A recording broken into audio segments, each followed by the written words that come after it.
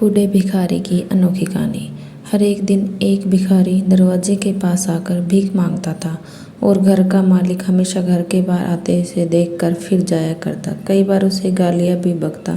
वो कहता, तू जिंदा ही क्यों है? पूरी जिंदगी ऐसे ही भीख मांगेगा क्या? धरती का बोझ क्यों बना बैठा है? और कभी कभी उस भिखारी को गुस्से में वह धक्का भी मार दिया करता। इतना कुछ हो जाने के बावजूद भिखारी के मुख से सिर्फ यही निकलता कि भगवान तुम्हारे पापों को माफ़ करे।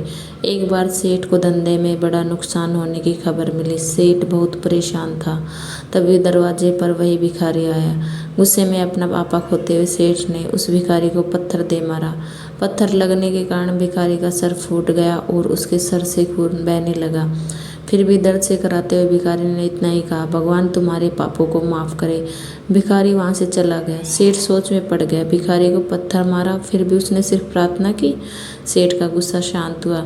सेठ का मन शांत हुआ भिखारी का रहस्य जानने के लिए। सेठ ने भिखारी का पीछा करना शुरू कर दिया। भिखारी जहाँ भी जाता सेठ उसके पीछे पीछे जाता।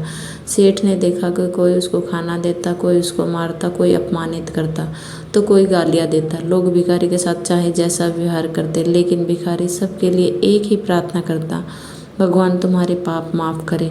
अब रात होने को आई थी। भिखारी अपने घर जाने के लिए लौटा। वो अपने घर पहुंच गया, लेकिन सेठ अभी भी उसका पीछा कर रहा था। एक पुरानी टूटी खटिया पर एक बूढ़ी औरत लेटी हुई थी। काफ़ी कमज़ोर और बीमार लग रही थी।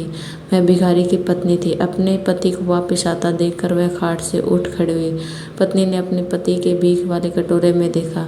उसमें सिर्फ आधी बासी रोटी थी। उसे देखकर वह बोली, आज बस इतना ही मिला?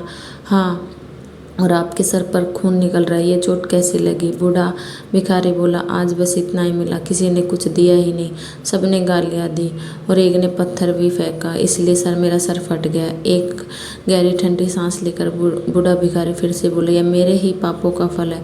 तुम्हें यारो, पहले हम कितने अमीर हुआ करते थे, हमारे पास क्या कुछ नहीं था, हर जरूरत की चीज़ ज़्यादा थी लेकिन दान नहीं दिया। उससे भी बुरा हमने उस अंधे भिखारी के साथ किया जो हमारे द्वार पर भीख मांगने आया करता था। बूढ़ी पत्नी की आंखों में आंसू आ गए। वह बोली, हाँ, हम उस बेचारे अंधे के साथ बहुत बुरा करते थे, उसका अपमान करते थे, इसे खाने के लिए रोटी की जगह कागज़ दिया करते थे, उसका मजाक उड़ाया करते थे और कभी कभी मारा भी करते। मैंने कभी उसको रास्ता नहीं दिखाया। एक बार मैंने उसके मुंह पर मिट्टी भी फेंकी थी और वह हमेशा दुखी होकर यही कहता कि भगवान तुम्हें तुम्हारी किए की सज़ा देगा, भगवान तुम्हारे पापों की सज़ा ज़रूर देगा। उसका श्राप सच हुआ और हम इस दुखी भरी जिंदगी में आ गई। भिखारी बोला, हाँ, उसका श्राप सच हुआ, इसलिए मैं किसी को बद्दुआ नहीं देता। चाहे कोई भी मेरे साथ कैसा भी बर्ताव करे, मैं हमेशा उसके लिए प्रार्थना करता हूँ। मैं नहीं चाहता कि कोई भी हमारे जैसी ज़िंदगी का अनुभव करे, किसी को भी हमारे जैसे दुखों का सामना करना पड़े। वो नहीं जानते कि हम कितना बड़ा पाप कर रहे हैं, इसलिए अनजाने में पाप की ऐसी सज़ा किसी को भी नहीं मिलने मैं नहीं चाहता। सेठ वहीं पर छुपकर सारी बातें सुन रहा था।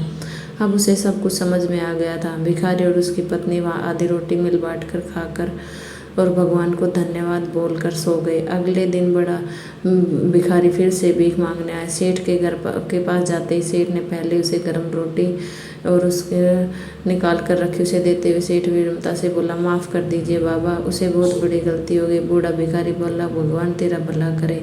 इतना कहकर वह आगे निकल गया। इस कहानी से सीख लेने लायक यह है कि वह बड़ी ही सिंपल कि आदमी चाहे किसी भी के भी बुरा करे या भला करे, लेकिन भगवान सिर्फ कर्मों के हिसाब से उसको फल देता है। धन्यवाद।